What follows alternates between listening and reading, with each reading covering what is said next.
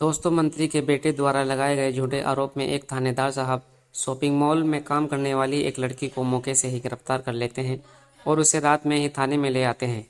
रात के करीब 10 बज रहे थे। तभी दोस्तों, एक आदमी लुंगी और कुर्ता पहने हुए, पैरों में चप्पल और सर पर गमछा बांधे हुए और चेहरे पर उसने मास्क लगा रखा था, वे थाने के अंदर आता है। जब गेट पर उसे पूछा जाता है कि तू कौन है और अंदर कहाँ जा रहा है, क्या काम है तेरा अंदर, तो जो लुंगी वाला कुर्ता में आदमी होता है वह बोलता है कि मुझे यहाँ के थानेदार साहब से मिलना है। मेरी भतीजी को वे गिरफ्तार करके यहाँ थाने लाए हैं। इसी सिलसिले में मैं उनसे बातचीत करना चाहता हूँ। वह थाने के अंदर जाता है और थानेदार साहब को प्रणाम करता है। बोलता है, हुजूर, ये मेरी भतीजी है, आप इसे छोड़ दीजिए, इसने कुछ नहीं किया, इसने कोई गुनाह नहीं किया। अब थानेदार साहब जोरदार कड़कती आवाज़ में बोलता है, यहाँ के थानेदार तुम हो या मैं हूँ? तो जो लुंगी व कुर्ता वाला आदमी होता है वह बोलता है, साहब थानेदार तो आप ही हो।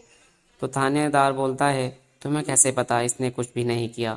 तुम्हें पता भी है इसने मंत्री के बेटे की कार में से गहने चोरी किए हैं, उसके ऊपर संगीन आरोप है। फिर वह लुंगी वाला आदमी बोलता है, साहब चाहे जो कुछ भी हो जाए, लड़की ने किया है, लेकिन आप रात के समय इस लड़की को गिरफ्तार करके यहाँ थाने नहीं ला सकते।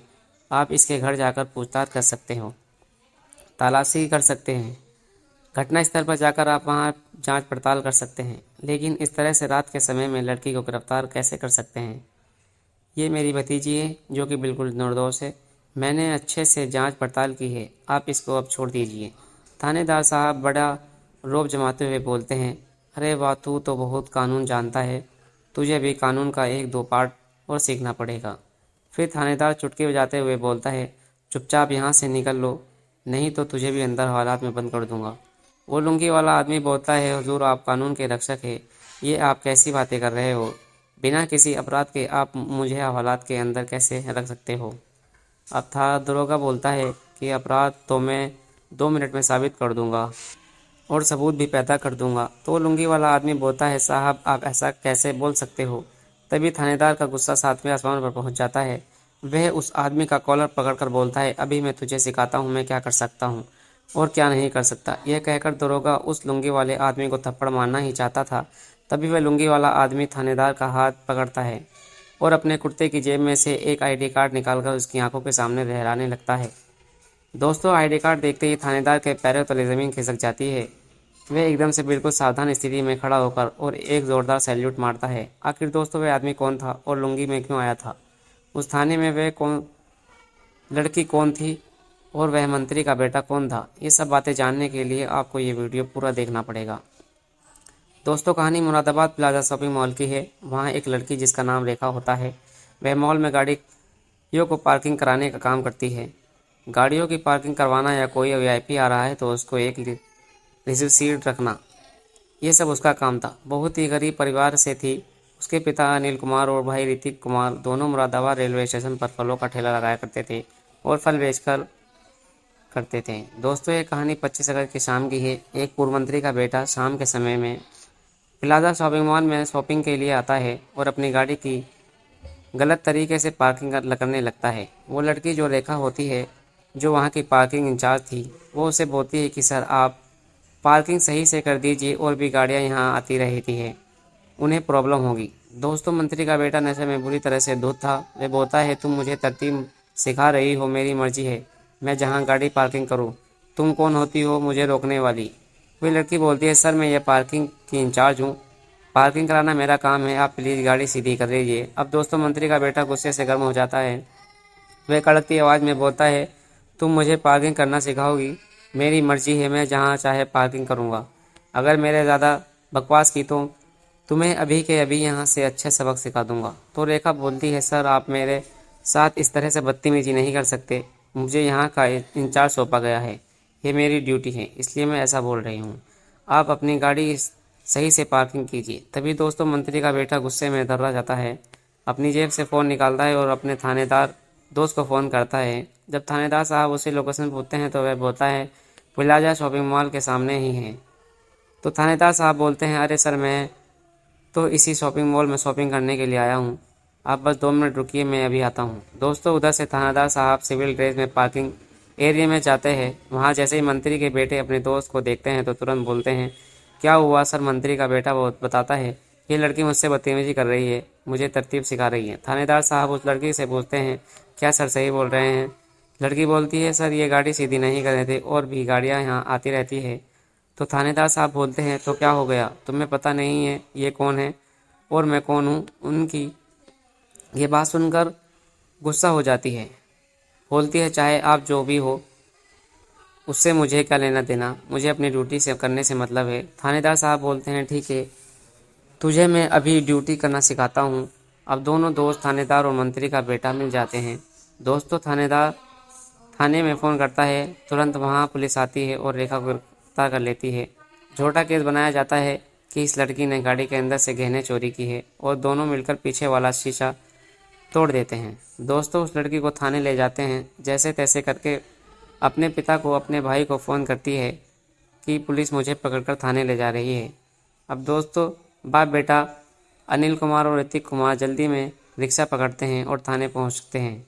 वहां जाकर थाने साहब के आगे हाथ जोड़कर सैकड़ों मिन्नतें करते हैं, साहब हमारी बेटी निर्दोष है, इसको छोड़ दीजिए। इस पर थानेदार साहब बोलते हैं, अरे नहीं, इसके अंदर तो बहुत अकड़ है, इसको बहुत ज़्यादा दिमाग में गर्मी चढ़ी है, अपने आप पर बहुत घमंड करती है। जब एक रात लॉकअप में बंद रहेगी तो यह सारी अकड़ ठिकाने आ जाएगी। जबकि दोस्तों कानून यह है कि लड़की को रात में गिरफ्तार नहीं किया जा सकता। अगर अड़चन है तो उसके घर जाकर पूछताछ की जा सकती है और उसके लिए लेडी पुलिस कांस्टेबल साथ होनी चाहिए। लेकिन ये थानेदार साहब अपनी मर्जी के से उसे उठाकर लाए थे, अपने एक दोस्त के कहने पर जो मंत्री का बेटा था। अब उसके भाई और पिता दोनों बहुत कोशिश करते हैं लेकिन थानेदार लड़की को नहीं छोड़ते। फिर एक लेडी कांस्टेबल को बोलता है कि इस लड़की को लॉकअप के अंदर डाल दो। अब दोस्तों रेखा रोते हुए अपने पिता से कहती है कि पिताजी, अगर आज की रात मैंने अपने बिता ली तो सुबह आप मुझे ढूंढने की कोशिश भी मत करना। यानी दोस्तों थानेदार साहब और मंत्री के बेटे की मानसा बहुत ज़्यादा गलत थी। दोस्तों अब उसके पिता और उसके भाई को कुछ भी नहीं सोचता। उसका भाई एक वकील से बात करने की कोशिश करता है लेकिन जैसे ही वकील उस थाने के बारे में सुनता है वह जान जाता है कि वहाँ का थानेदार कैसा है। वह हाथ खड़ा कर देता है और उनका केस लेने से साफ साफ मना कर देता है। अब दोस्तों उन दोनों के पास कोई ऑप्शन नहीं था। फिर उस लड़के को यानी रेखा के भाई ऋतिक को अचानक याद आता है कि कुछ दिनों पहले उसने एक वीडियो के जरिए देखा था कि जो सिटी एसपी साहब है वे अपना कॉन्टैक्ट नंबर वीडियो पर दे रहे थे कि किसी को भी मुरादाबाद शहर में किसी भी तरह की कोई प्रॉब्लम होती है, किसी के साथ गलत हो रहा हो, नाइंसाफ़ी हो रही हो, तो हमें कमेंट कर टैग करके। दोस्तों आप लोगों ने सुना ही होगा कि कुछ दिनों पहले जनता दरबार लगता था, उसमें सिटी एसपी अपना जनता दरबार लगाते थे। उस टाइम सिटी एसपी साहब ने अपने नंबर हर जगह वितरित कर रखे थे, कोई भी कभी भी उनसे कांटेक्ट कर सकता था। अब दोस्तों उस लड़के को एक उम्मीद की किरण नजर आती है। वह फटाफट वेबसाइट पर जाता है और एक घंटे की मेहनत के बाद उसको वह वीडियो मिल जाती है। अब उस नंबर पर फटाफट कांटेक्ट करता है, रिंग होती है, उधर से फ़ोन उठाया जाता है, हेलो बोलो जाता है। लड़का रोते हुए बोलता है, साहब हमें माफ़ कर दीजिए, क्या मैं सिटी एसपी साहब से बात कर रहा हूँ? उधर से बोला जाता है, हाँ नंबर सही है, मैं सिटी ही बोल रहा हूँ। लड़का ज़ोर ज़ोर से रोने लगता है। अब एसपी साहब बोलते हैं, अगर तुम रोते ही रहोगे तो हमें कैसे जान पाऊँगा कि क्या प्रॉब्लम है? मुझे बताओ, क्या ऐसे व्यर्थ ना करो, हमें क्या करना होगा, समय निकला जा रहा है, जल्दी से बताओ क्या बात है। फिर वो लड़का रोते रोते सारी बात बताता है कि साहब वन प्लाजा शॉपिंग मॉल है, वहाँ मेरी बहन पार्किंग में ड्यूटी करती थी। वहाँ एक बड़े साहब गाड़ी लेकर दारू पिए हुए आते हैं और उससे मेरी बहन की थोड़ी बोलचाल हो जाती है। तो उसने मेरी बहन को झूठे आरोप में गिरफ्तार कर दिया है कि मेरी बहन ने उसकी गाड़ी का शीशा तोड़कर गहने चुराए हैं, जबकि उन्होंने ये मामला खुद ही किया है और झूठे केस में मेरी बहन को गिरफ्तार कर लिया है। हम लोग गरीब आदमी हैं साहब, क्या करें, कैसे करें? एसपी साहब पूछते हैं, कौन से थाने ले गए हैं? वो लड़का बताता है, साहब मंडावी थाना।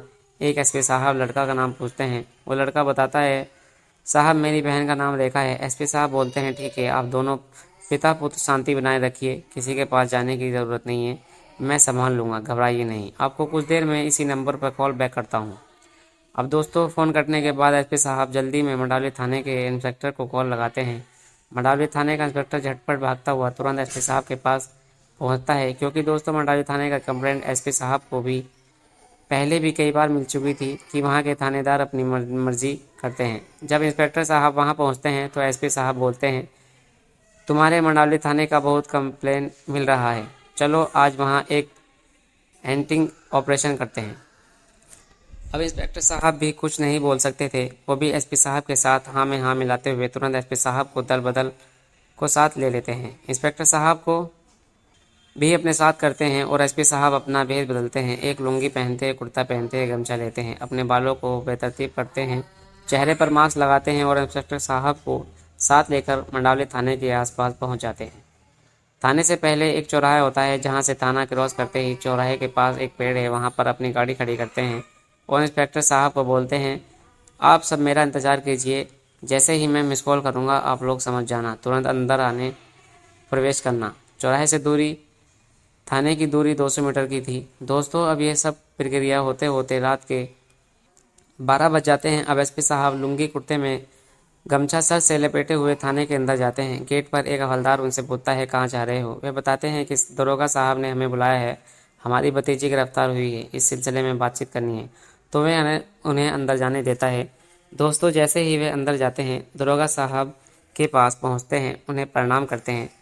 हुजूर प्रणाम। वो बोलते हैं, साहब मैं रेखा का चाचा हूँ, ये बिल्कुल निर्दोष है, इसे उल्टा फंसाया गया है, इसे आप प्लीज़ छोड़ दीजिए। दरोगा साहब बोलते हैं कि दरोगा तू है या मैं हूँ, तुझे कैसे पता ये निर्दोष है, क्या काम करता है? तो वो लुंगी वाला आदमी बोलता है, साहब मैं ठेला लगाकर फलों को बेचता हूँ, मुझे पता है ये लड़की बहुत शरीफ है, ये कुछ भी चोरी नहीं कर सकती। दरोगा साहब बोलते हैं, तूने फल बेचते बेचते कुछ ज़्यादा ही कानून पढ़ लिया है, मुझे लगता है अब तुझे सही से सबक सिखाना पड़ेगा। फिर दरोगा बोलता है, यहाँ से चुपचाप चला जा, ये बड़े बड़े लोगों के बीच की बात है, इसने जिस आदमी से पंगा लिया है वह बहुत बड़ा आदमी है, यहाँ के पूर्व मंत्री का बेटा है, इसे हम नहीं छोड़ सकते, इसे तो अब लंबी जेल होगी। दोस्तों, अब वो लुंगी वाला दरोगा साहब से बोलता है कि साहब लड़की को रात में और आप लोग गिरफ्तार नहीं कर सकते, आपको जो कुछ भी पूछताछ करनी है, तलाशी लेनी है, आप इनके घर पर जा सकते हैं, ये घटना स्थल पर काम कर सकते हैं। अब दोस्तों, दरोगा साहब को गुस्सा आ जाता है, वे लुंगी वाले आदमी से बोलते हैं, तूने ज़्यादा ही कानून पढ़ लिया है, बस तुझे 1-2 पार्ट और पढ़ाना पड़ेगा। बोलते हैं, 2 मिनट के अंदर यहाँ से भाग जा, नहीं तो तुझे भी इसके साथ अंदर बंद कर दूंगा। चोरी का जुर्म है, वे लुंगी वाला आदमी बोलता है, साहब बगैर किसी जुर्म के आप मुझे निर्दोष को अंदर कैसे डाल सकते हैं? वे दरोगा चुटकी बजाते हुए बोलता है कि दोषी साबित करना तो मेरे बाएं हाथ का खेल है और तेरे लिए गवाह भी मैं पैदा कर दूंगा। फिर वह लुंगी वाला आदमी बोलता है, साहब ऐसा नहीं कर सकते, आप कानून के रक्षक हैं, आप ऐसा कैसे कर सकते हैं? इस पर दरोगा साहब का गुस्सा 7वें आसमान पर पहुंच जाता है। वे बोलते हैं, तुझे मैं अभी कानून सिखाता हूँ। ये कहकर दोस्तों उसका कॉलर पकड़ लेते हैं और उन्हें जैसे ही थप्पड़ मारना चाहते थे, तब तक वो लुंगी वाला आदमी दरोगा साहब का हाथ पकड़ता है और अपने कुर्ते की जेब से अपना आई कार्ड निकालता है और उसके साथ लहराने लगता है। दोस्तों, आई कार्ड देखते ही दरोगा के पैरों तले जमीन खिसक जाती है और वे खड़ा का खड़ा रह जाता है और ज़ोरदार सैल्यूट मारता है। तब तक एसपी साहब अपना फ़ोन निकालते हैं और एक मिस कॉल करके अपने स्टाफ को करते हैं। अब दोस्तों, 2 मिनट के अंदर ही इंस्पेक्टर अपने दल बदल के साथ दौड़ता हुआ थाने के अंदर प्रवेश कर जाता है और वहां पहुंचकर एसपी साहब को ज़ोरदार सैल्यूट मारता है। अब ये सब नज़ारा देखने कर वहां थाने का जितना भी स्टाफ था, सब हक्का बक्का रह जाते हैं। वो लड़की भी हैरान रह जाती है कि आखिर ये बंदा कौन है। अब इंस्पेक्टर साहब बोलते हैं कि ये हमारे सिटी एसपी साहब है। दरोगा तो पहले ही जान चुका था, क्योंकि वो देख चुका था कि बाकी जो स्टाफ है सीटीएसपी का नाम सुनते ही उनके भी पसीने छूटने लगते हैं और जैसे के तैसे खड़े हो जाते हैं। अब एसपी साहब वहां कुर्सी पर बैठ जाते हैं और थानेदार सामने खड़ा हो जाता है। अब उल्टा सीन हो गया था दोस्तों, पहले थानेदार कुर्सी पर बैठा हुआ था और एसपी साहब खड़े हुए थे। अब एसपी साहब उस थाने से पूछते हैं, थानेदार पूछते हैं, हाँ भाई इस लड़के का क्या नाम है? थानेदार बोलता है, इस लड़की का नाम रेखा है। एसपी साहब बोलते हैं, इनके खिलाफ क्या कर और कैसे कंप्लेन है? थानेदार बोलता है कि साहब इनके खिलाफ चोरी की कंप्लेन है, इन्होंने गाड़ी का शीशा तोड़कर कीमती गहने चुराए। एसपी साहब बोलते हैं, तुमने इनकी तलाशी ली, इनके पास कुछ मिला? तो दरोगा बोलता है, नहीं साहब कुछ भी नहीं मिला। एसपी साहब बोलते हैं, ठीक है एफआईआर का रजिस्टर मुझे ला कर दो। अब थानेदार साहब हड़बड़ा जाते हैं। दोस्तों, एफआईआर का रजिस्टर जैसे ही ला कर देते हैं, एसपी साहब रजिस्टर के पन्नों पलट कर देखते हैं तो इनके खिलाफ उन्हें कोई भी एफआईआर दर्ज नहीं किया था। अब एसपी साहब गुस्सा हो जाते हैं, बोलते हैं, तुमने अभी तक इनका एफआईआर दर्ज नहीं किया, किस बेस पर तुम इनको गिरफ्तार किए हो? दरोगा साहब एकदम से घबरा उठते हैं, बोलते हैं साहब एक आदमी का फ़ोन आया था, उसने इनके खिलाफ कंप्लेंट किया था। एसपी साहब बोलते हैं आदमी कौन था? साहब पूर्व मंत्री का बेटा था। अब एसपी साहब बोलते हैं क्या उसने लिखित में तुम्हें बताया था, तुम्हें कुछ दिया था? दरोगा साहब बोलते हैं नहीं साहब, लिखित में तो नहीं दिया था, बस फ़ोन किया था। अब एसपी साहब उससे पूछते हैं तुम्हारी नौकरी कितनी हो गई है? दरोगा चुप रहता है। एसपी साहब जोर से बोलते हैं अरे भाई तुम्हारी नौकरी को कितने साल हो गए हैं? दरोगा धीरे से बोलता है साहब 9वां साल चल रहा है। क्या तुम्हें 9वां साल में यह नहीं पता कि एफआईआर मौखिक पर नहीं दर्ज किया जाता, लिखित पर होता है? जब उसने लिखित कंप्लेन नहीं किया तो तुमने बिना एफआईआर के इस लड़की को कैसे उठा लिया? और तुम्हें यह पता नहीं कि लड़की को रात में गिरफ्तार नहीं किया जाता, लेडीज कांस्टेबल को साथ में ले जाते हैं, उसके घर पर पूछताछ करते हैं, जिस जगह पर घटना हुई थी वहां पर पता करते हैं। तुमने ऐसा कुछ क्या है? घटनास्थल पर इंक्वायरी की है। दरोगा कुछ नहीं बोलता है। एसपी साहब गुस्से से बोलते हैं कि बिना कुछ किए बिना कुछ जाने तुमने इस लड़की को कैसे उठा लिया? इसका मतलब यह है कि उस आदमी से तुम्हारा यारी है या फिर तुम्हें मोटा माल मिलता है? इस सब के बदले अब एसपी साहब इंस्पेक्टर को आदेश दे देते हैं कि अभी के अभी इस लड़की को छोड़ो। दोस्तों लेडीज कांस्टेबल आती है, उस लड़की को छोड़ देती है। उसके बाद एसपी साहब खड़े हो जाते हैं, इंस्पेक्टर साहब से बोलते हैं अभी के अभी मैं इस दरोगा को सस्पेंड करता हूँ और इसे लाइन हाजिर करता हूँ। अब एसपी साहब इंस्पेक्टर को यह भी बोलते हैं कि जो बंदा इनके खिलाफ कंप्लेंट किया था मौखिक रूप से किस मंत्री का बेटा है, उसके खिलाफ मानहानि का केस दर्ज कराओ। अब दोस्तों एसपी साहब फोन करके लड़की के पिता और भाई को बुला लेते हैं और उनसे बोलते हैं तुम लोगों को मंत्री के बेटे के खिलाफ मानहानि का केस दर्ज कराना है कि हमारी समाज में बेइज्जती हुई है, हमारी लड़की की बेइज्जती हुई है। पहले तो दोस्तों अनिल कुमार जो लड़की का पिता थे और लड़की का भाई ऋतिक कुमार दोनों घबरा जाते हैं। बोलते हैं हुजूर हम इस केस मुकदमे के चक्कर में कहाँ उलझते रहेंगे, हम गरीब आदमी हैं, रहने दीजिए। जब एसपी साहब उन्हें डांटते हैं कि जब मैं खुद तुमसे बोल रहा हूँ कि मानहानि का केस दर्ज करो, फिर दोनों बाप बेटा मानहानि का केस दर्ज कराते हैं। इस बिना पर दोस्तों मंत्री के साहब के बेटे को गिरफ्तार कर लिया जाता है और उसे बहुत अच्छे से सीख दी जाती है।